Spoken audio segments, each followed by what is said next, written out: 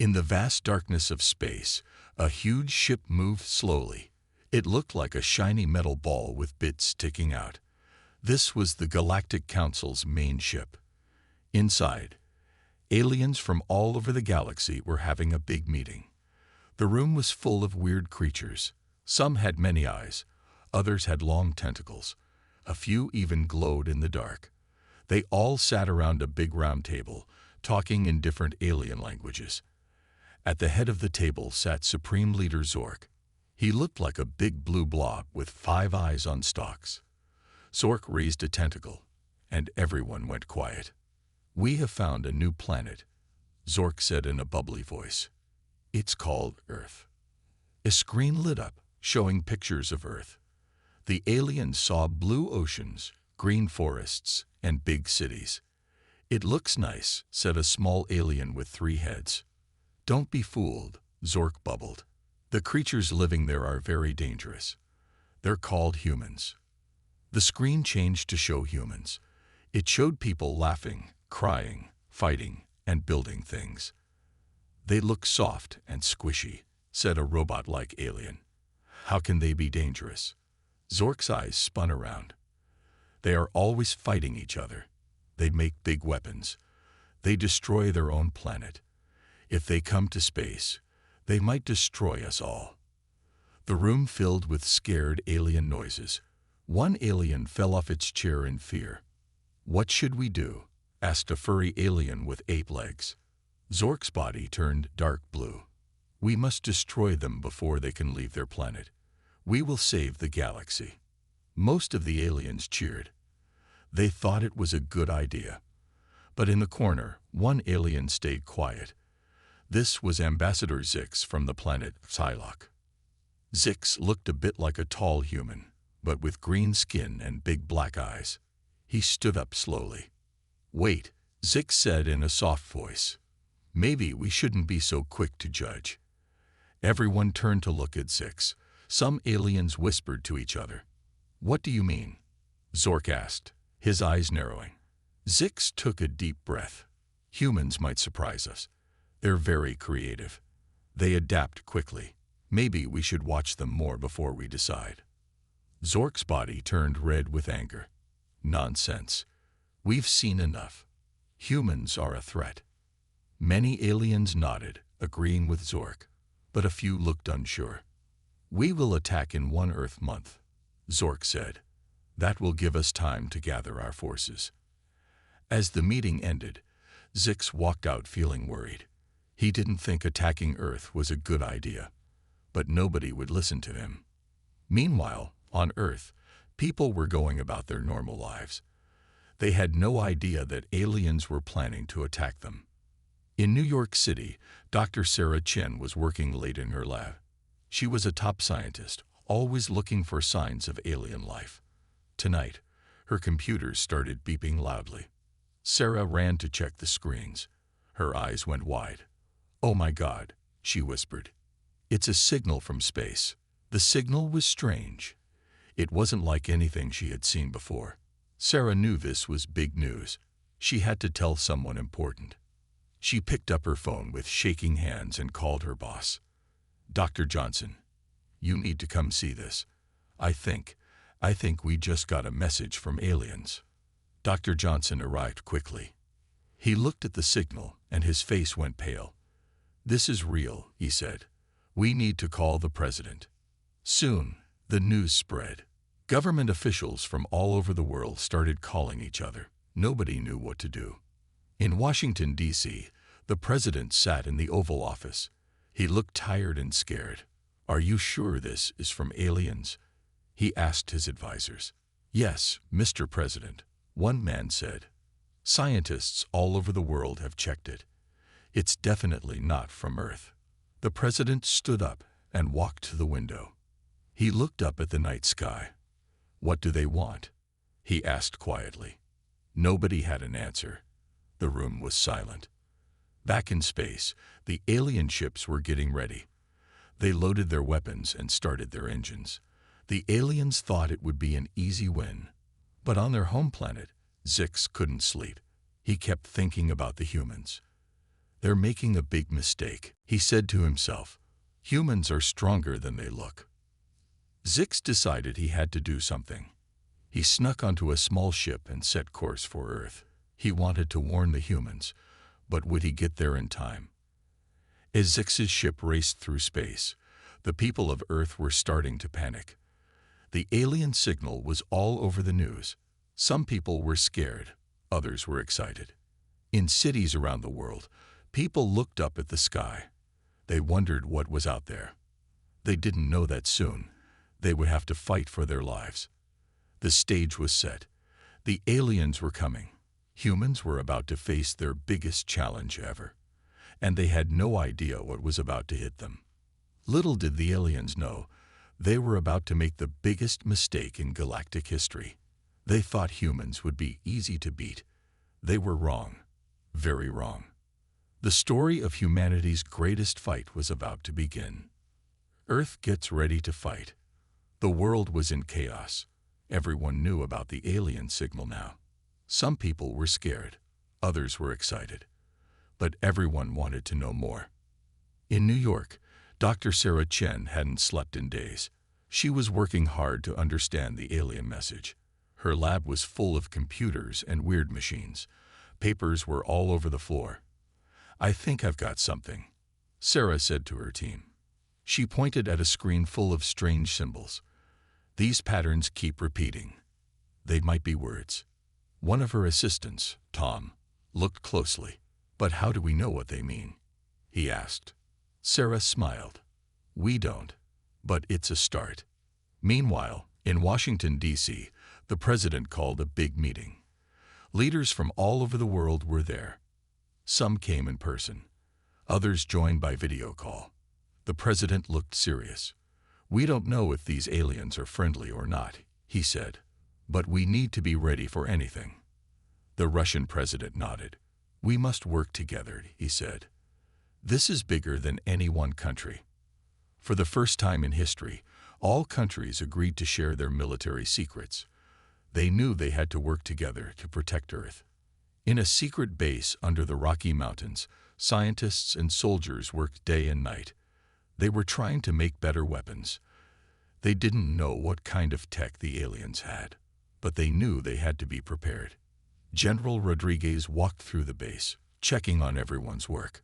He stopped at a big metal door and used his key card to open it. Inside, a group of scientists were working on a huge gun. It was as big as a bus. How's it coming? The general asked. Dr. Patel, the lead scientist, looked up from her work.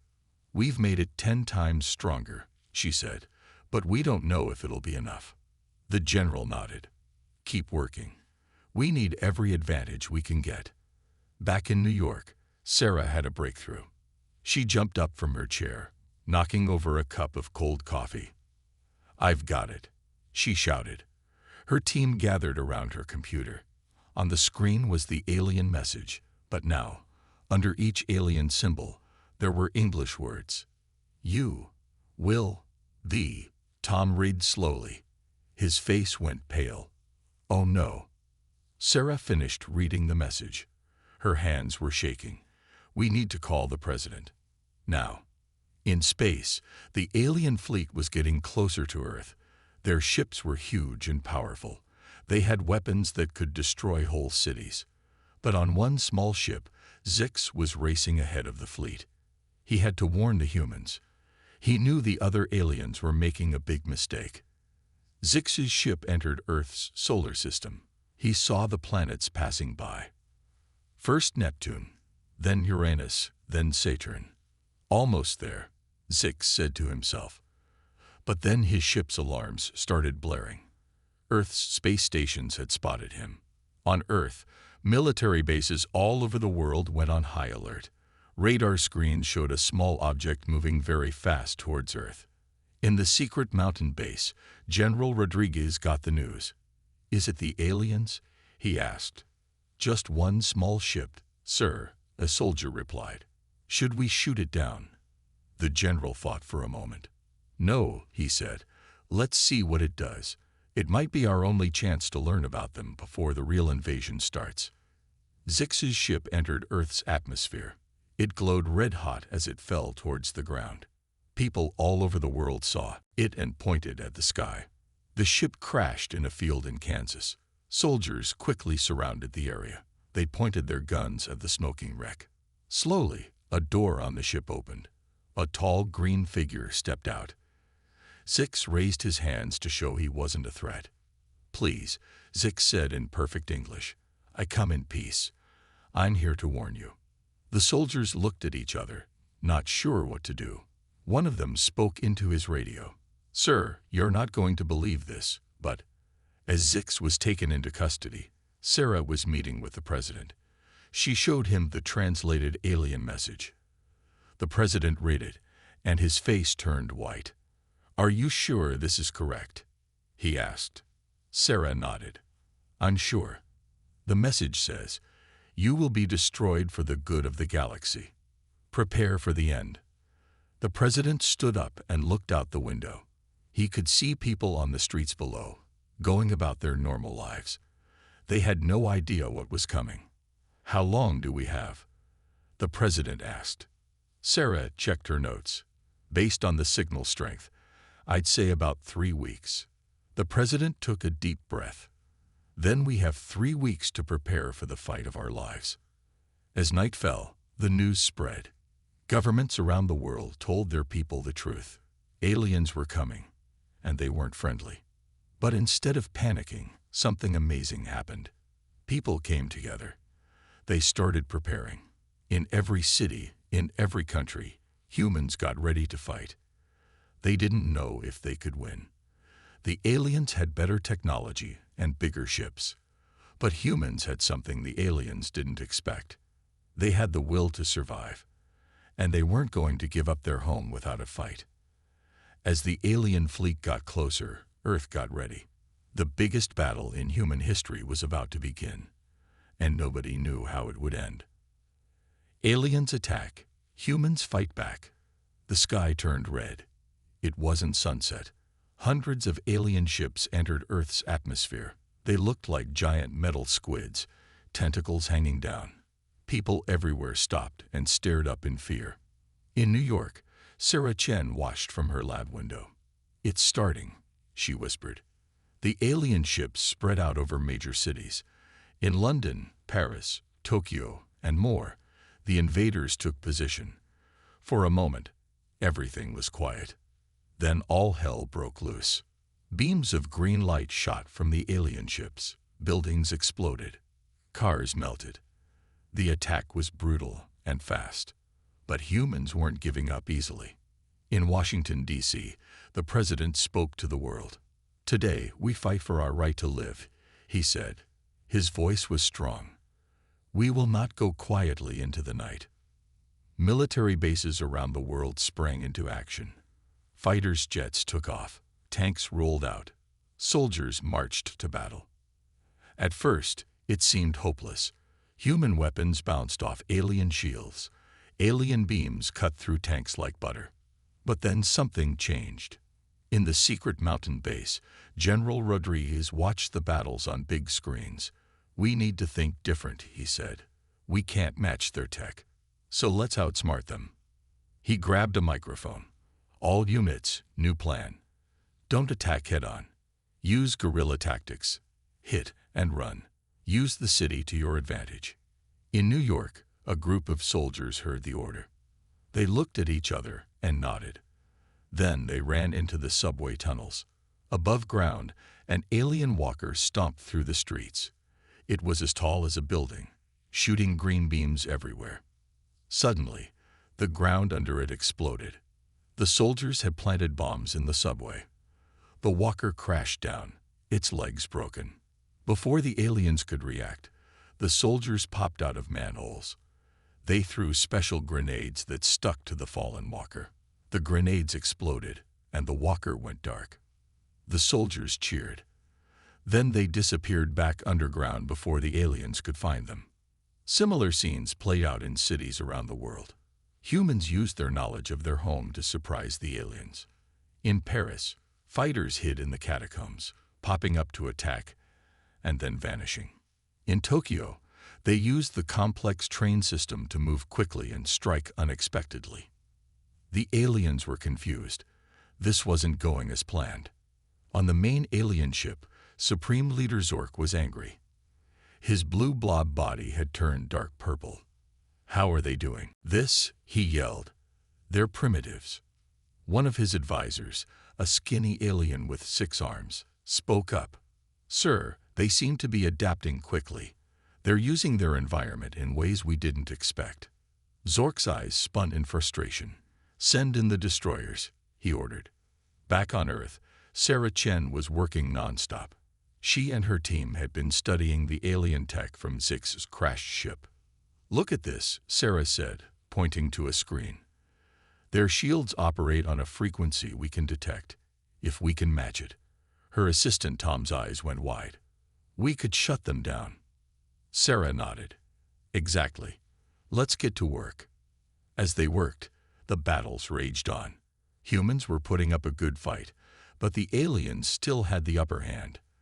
Then the destroyers arrived. They were massive ships, bigger than anything seen before. They started to fire huge beams that could wipe out entire neighborhoods. In London, Big Ben was vaporized. In Egypt, the pyramids were reduced to sand. Things were looking bad, but humans still didn't give up. In the mountain base, General Rodriguez got a call. "Sir, you need to see this," a soldier said. The general rushed to a monitor. It showed a feed from a camera in Moscow. A group of civilians were fighting an alien walker. They had no weapons. Instead, they were using mirrors. The civilians had gathered every mirror and shiny surface they could find. They were reflecting the alien's beam back at it. The walker stumbled, confused by its own weapon. Then someone threw a Molotov cocktail at its newly exposed weak spot. The walker went up in flames. General Rodriguez laughed out loud. "Now that's thinking outside the box," he said. Reports came in from all over. People were finding creative ways to fight back. Farmers in tractors pulled alien scouts into mud pits.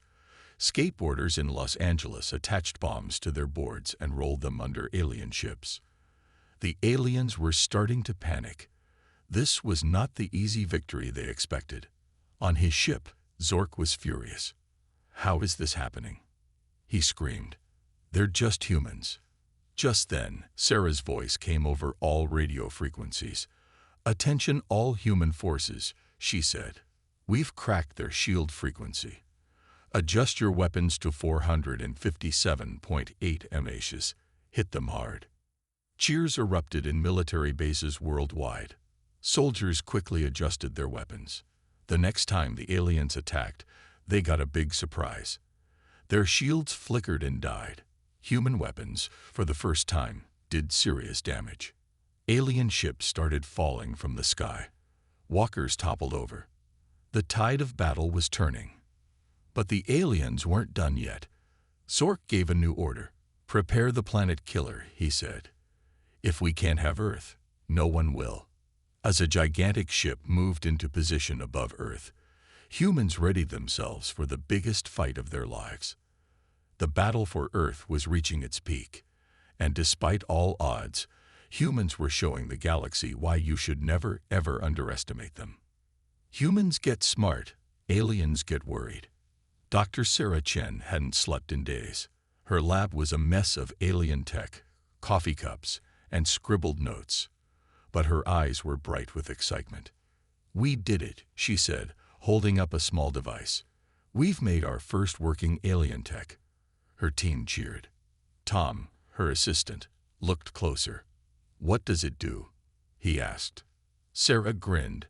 "It's a force field generator, small but powerful."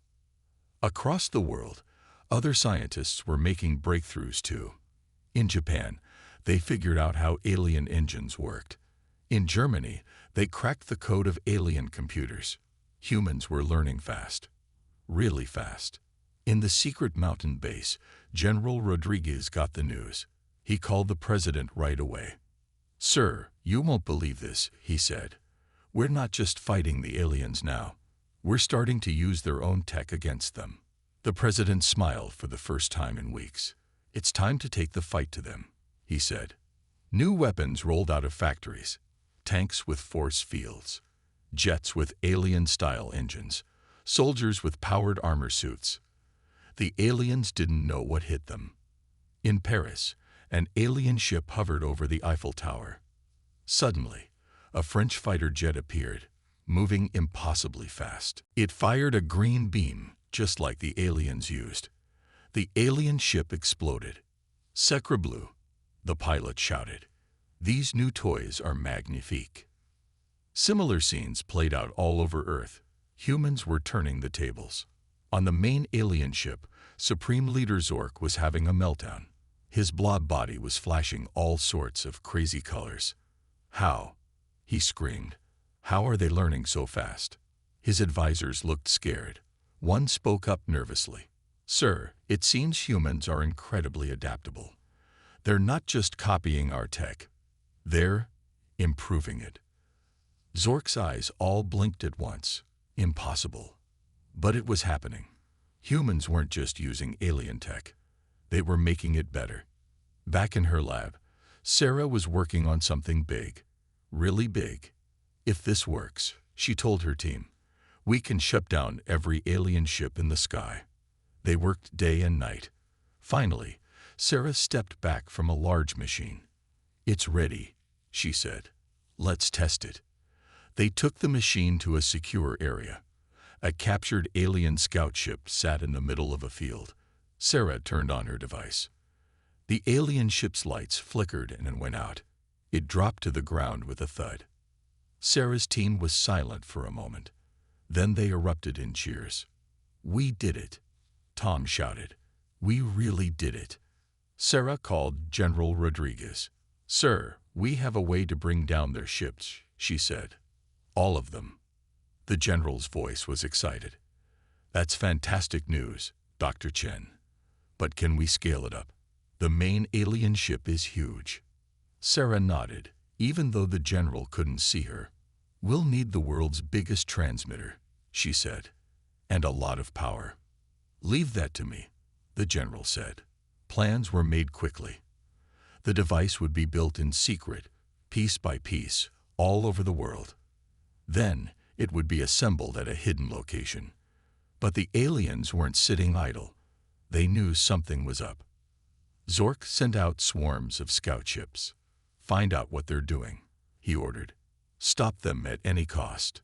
The skies filled with alien scouts. They were looking for anything suspicious. Humans had to be clever. They hid parts of the big device in trucks, trains, and even underground. In one small town, a group of kids on bikes carried a crucial part.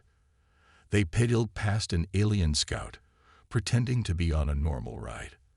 The alien never noticed the high-tech gear in their backpacks. All over the world, people worked together to keep the project secret. Grandmas knitted blankets that were really special covers to hide the device from alien scans. Truckers formed convoys to protect shipments. Hackers created fake data to confuse alien spies. It was the biggest team effort in human history. Finally, the day came. All the parts were brought to a secret location deep in the Amazon rainforest. Sarah and her team worked fast to put it all together. Soldiers stood guard, ready for anything. As the last piece was connected, everyone held their breath. Sarah looked at General Rodriguez. He nodded. She pressed the button. For a moment, nothing happened. Then a low hum filled the air. It grew louder and louder. In the sky, alien ships started to falter. Their engines sputtered. Their weapons went dark. All over the world, alien craft began to fall. On the main ship, Zork was in a panic. "What's happening?" he yelled. "Why are we losing power?" His ship, the biggest of all, was starting to drift. Its giant engines were failing. Back on Earth, Sarah watched the screens showing alien ships dropping everywhere. She allowed herself a small smile. "Checkmate," she said quietly. The human soldiers cheered. For the first time since the invasion began, victory seemed possible. But Zork wasn't done. As his ship drifted, He made one last, desperate order. "Launch the planet killer." He screamed. "If we can't have Earth, no one will." A massive weapon began to power up on the alien mothership. It was designed to crack a planet in half. The humans had won a great victory, but the final battle was just about to begin, and the fate of Earth hung in the balance. Tables turn, aliens in trouble. The sky was falling. Literally. Alien ships dropped like giant metal raindrops. Some crashed into the ocean, creating massive waves. Others hit empty fields, leaving huge craters. A few unfortunate ones landed in cities, but thanks to Sarah's warning, most areas had been evacuated. On a beach in Brazil, a group of surfers watched in awe as a ship the size of a football stadium splashed into the sea. One of them, a teenager named Joao, turned to his friends with a huge grin. "Dudes, I think we're winning." Around the world, similar scenes played out. People came out of hiding, looking up at the sky in disbelief and hope. But the battle wasn't over yet. High above Earth, the alien mothership was still operational. It was so massive that Sarah's device hadn't completely shut it down. Inside, Supreme Leader Zork was throwing a fit. How dare they? He screamed, his blob body turning a sickly green color. "These primitive apes, they'll pay for this." His remaining advisors huddled in a corner, terrified.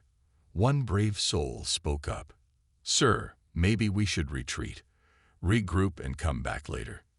Zork's eyes all turned to glare at the advisor. "Never. We are the Galactic Council. We do not retreat from primitives." Back on Earth, in the secret Amazon base, Sarah and her team were celebrating their victory. But General Rodriguez looked worried. "Dr. Chen," he said, "we have a problem.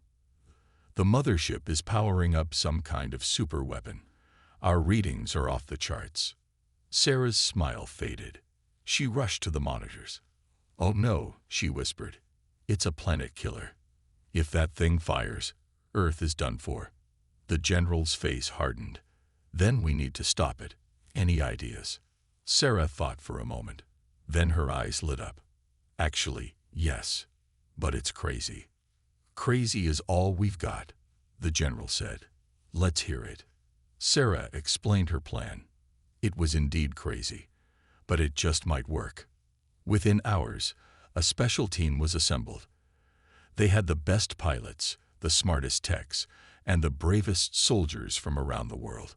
Their mission: infiltrate the alien mothership and shut down the planet killer from the inside. The team boarded a captured and modified alien scout ship. As they took off, heading for the mothership, people all over Earth watched and prayed. In New York, Times Square was packed. The big screens showed the mission launch. In the crowd, Tom, Sarah's assistant, whispered, "Come on, Sarah. You can do this." The scout ship approached the mothership. It was a tense moment. Would the aliens fall for their trick? Inside the ship, the pilot, a former Air Force captain named Javier, spoke into the radio. He used the alien language Sarah had deciphered. Requesting emergency docking. Engine failure imminent. For a heart-stopping moment, there was no response. Then, a gruff alien voice came through. "Granted. Proceed to docking Bay 7.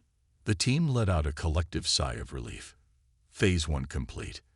As soon as they docked, all hell broke loose. The team burst out, using their reverse-engineered alien weapons to stun the guards. They moved quickly through the ship's corridors, following the map they'd made from studying Zix's ship. In the ship's control room, alarms blared. Zork's eyes spun wildly. "What now?" he yelled. An alien technician replied, his voice shaking. "Intruders, sir. They're heading for the planet killer control room." Zork's body turned a deep, angry red. "Stop them. Stop them now." But the human team was unstoppable. They fought their way through, using not just their new tech, but good old human ingenuity. When they ran out of ammo, they used the ship's weird alien architecture against their pursuers. They dropped ceiling panels on them and tricked them into sealed rooms. Finally, they'd reached the planet killer control room, but the door was locked. Sarah, who was leading the tech part of the team, got to work on the alien keypad. "Cover me," she said. "This'll take a minute." As alien forces closed in, the soldiers formed a defensive circle. The fight was intense. Energy beams flew back and forth. Just when it seemed they might be overwhelmed, Sarah shouted, "I got it." The door slid open. The team rushed in and quickly secured the room. Sarah ran to the main control panel. It was huge and complex. "Okay," she said, taking a deep breath. "Let's shut this thing down." But it wasn't that simple. The controls were locked. A booming voice filled the room. It was Zork, speaking through the ship's communication system. "You're too late, humans," he gloated. "The planet killer is already charging. In 5 minutes, your world will be space dust." Sarah looked at the team, her face determined. "Then we have 5 minutes to figure this out." They worked frantically, trying every trick they knew. 4 minutes left. 3 minutes. 2 minutes. With just 1 minute to go, Sarah had an idea. A crazy, desperate idea. "The ship's power core," she said. "If we overload it, it'll shut down everything, including the planet killer." "But won't that destroy the ship?" Javier asked. "With us in it?" Sarah nodded grimly. "Yeah, it will." The team looked at each other. Without a word, they all nodded. They knew what had to be done. Sarah began the overload sequence. Alarms blared throughout the ship. They could hear Zork screaming in rage and fear over the speakers. As the ship began to shake, Javier looked at Sarah. "It's been an honor, Doc." Sarah smiled back. "Likewise, Captain." They closed their eyes, waiting for the end. But the end didn't come. Instead, they felt a strange sensation, like they were falling. They opened their eyes to find themselves on the ground, back on Earth. Around them was the Amazon rainforest. What happened?" Sarah asked, dazed. A familiar voice answered, "I teleported you out." They turned to see Zix, the friendly alien who had tried to warn Earth. He was standing next to a small ship. "I couldn't let you sacrifice yourselves," he said. "Your species is too precious." They watched as the mothership, now just a tiny dot in the sky, exploded in a brilliant flash of light. Earth was saved. The aliens were defeated, and humanity had proven itself to be far more than anyone, even themselves, had ever imagined. As the news spread, celebrations erupted worldwide. The age of Earth isolation was over. A new era of galactic citizenship was about to begin. And it all started because some aliens made one very big mistake. They underestimated the human spirit. The final battle. The explosion of the alien mothership lit up the sky like a new sun. For a moment, everyone on Earth held their breath. Then, as the light faded and the realization sank in, a cheer went up that could almost be heard in space. But the celebration was short-lived. In the secret Amazon base, alarms started blaring. General Rodriguez rushed to the control room, where Sarah and her team were already gathered. "What's happening?" he demanded. A young technician looked up from her screen, her face pale. "Sir, we're detecting multiple ships entering the solar system. It's the rest of the Galactic Council fleet." Sarah's eyes widened. "But how?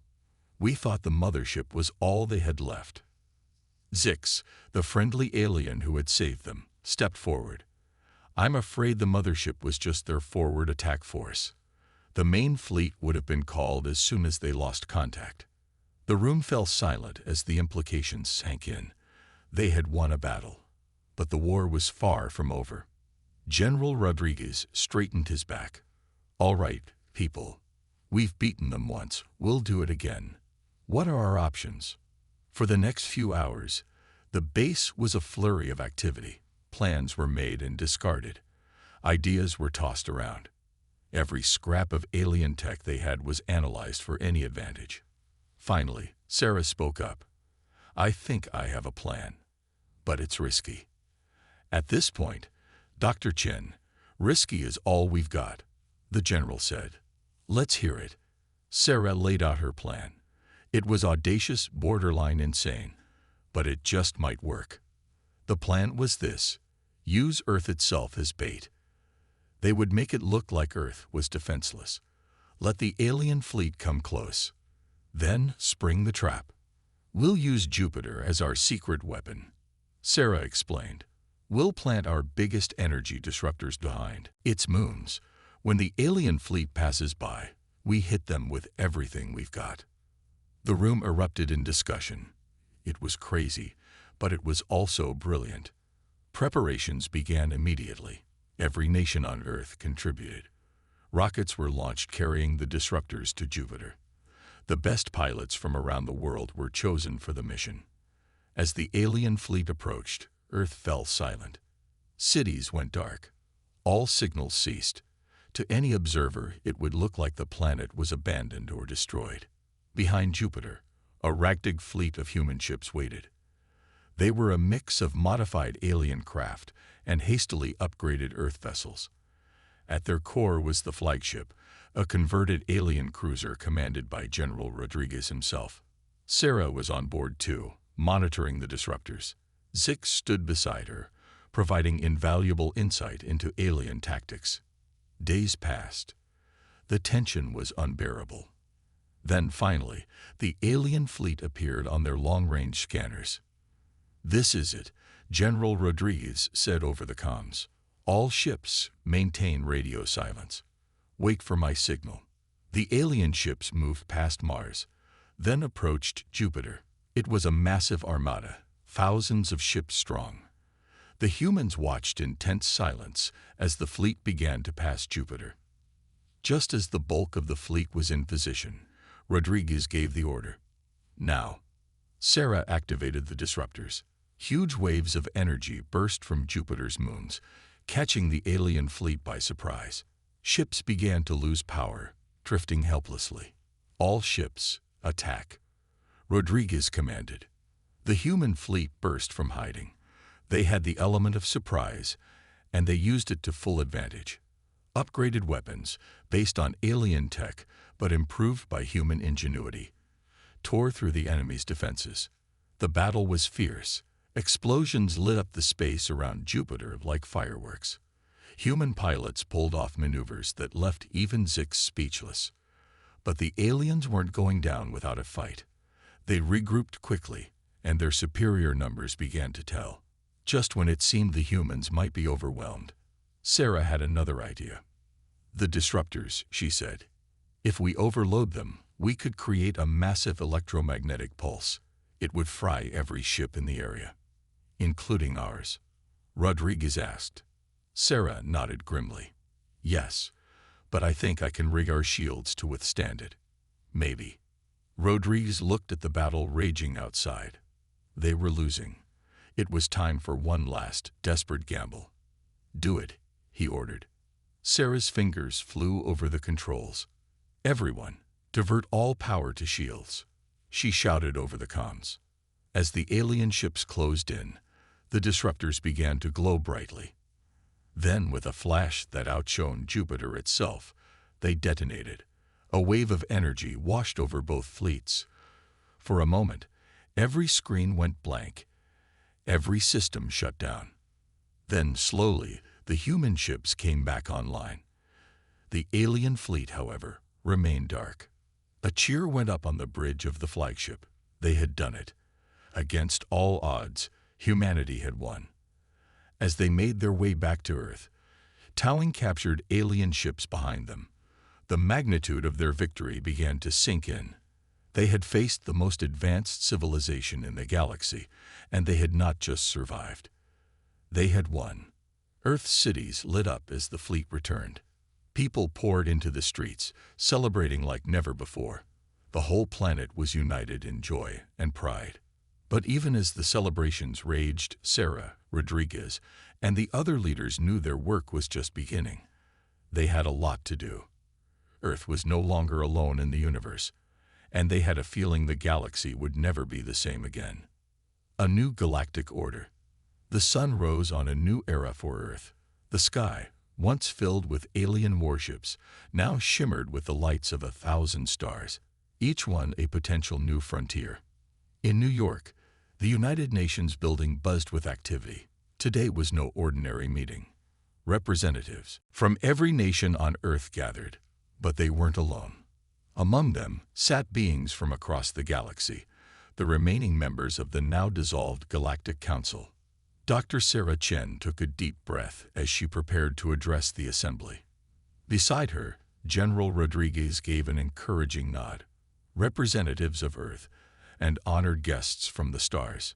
Sarah began, her voice steady. We stand at a turning point in history, not just for our world, but for the entire galaxy. The room fell silent, all eyes and various sensory organs fixed on her. The recent conflict has shown us two things, she continued. First, that we are not alone in the universe, and second, that we are ready to take our place among the stars. Murmurs of agreement rippled through the human delegates. The alien representatives shifted uncomfortably. But we do not seek revenge or domination, Sarah said, her gaze sweeping the room. Instead, we propose a new galactic alliance, one based on mutual respect, shared knowledge, and peaceful coexistence. The proposal was bold. Earth, the newcomer to galactic politics, was suggesting a complete reshape of the cosmic order. To everyone's surprise, the first to speak in support was Zix, the alien who had helped Earth in its darkest hour. My fellow beings, Zix said, his translator conveying his words in multiple languages. I have seen the humans at their best and their worst. They are young, yes. Sometimes reckless, true. But they possess a spirit and adaptability that our old council sorely lacked. I believe this alliance is not just good for Earth, but for all of us. Debate raged for hours. Some alien species were hesitant, still wary of the humans who had defeated their mighty fleet. Others were intrigued by the potential of this young, energetic race. Finally, a vote was called. The tension in the room was palpable as the results were tallied. The decision was made.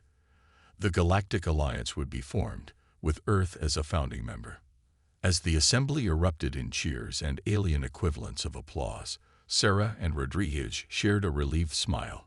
It was a new beginning. In the months that followed, Earth became a hub of galactic activity. Alien tourists flocked to see the world that had defied the odds. Human scientists worked alongside alien researchers, making breakthroughs that would have taken centuries on their own. Trade flourished. Earth's unique resources, from its diverse ecosystems to its rich culture, became highly prized across the galaxy. In return, humans gained access to technologies beyond their wildest dreams. But it wasn't all smooth sailing. Some humans were wary of their new alien neighbors. A few fringe groups called for isolation, fearing Earth would lose its identity. To address these concerns, world leaders established the Earth Unity Council. Its mission was to ensure Earth's interests were protected as they ventured into the galactic community. 1 year after the Great Battle, a ceremony was held to inaugurate Earth's first faster-than-light ship, the ESS Unity. As the ship prepared for its maiden voyage, Captain Javier, the hero of the mothership infiltration, addressed the crowd. Today, we carry the spirit of Earth to the stars, he said. We go not as conquerors, but as explorers and peacekeepers. As the Unity lifted off, carrying a diverse crew of humans and alien allies, millions watched in awe. The ship rose higher and higher. Then, with a flash of light, it was gone, off to explore the wonders of the galaxy. Back on Earth, in a small cafe in New York, Sarah sat with Tom, her old assistant. They watched the launch on a holoscreen, a piece of technology that would have seemed like magic just a year ago. Did you ever imagine it would turn out like this? Tom asked, sipping a drink that glowed softly, a popular alien beverage. Sarah smiled, her eyes reflecting the stars. Never in my wildest dreams, she said. But that's the thing about us humans. We have a habit of exceeding expectations, especially our own. As night fell, The sky above Earth glittered not just with stars, but with the lights of orbiting ships and stations. Each light was a reminder of how far they'd come, and a promise of adventures yet to come. Earth had faced its greatest challenge and emerged not just victorious, but transformed. The species that had once been dismissed as primitive now stood as a beacon of hope and innovation in the galaxy. The aliens had made a grave mistake in underestimating humanity, but in doing so, they had unleashed a force that would reshape the cosmos, a force of creativity, adaptability, and indomitable spirit. The human era of galactic history had begun, and the universe would never be the same again.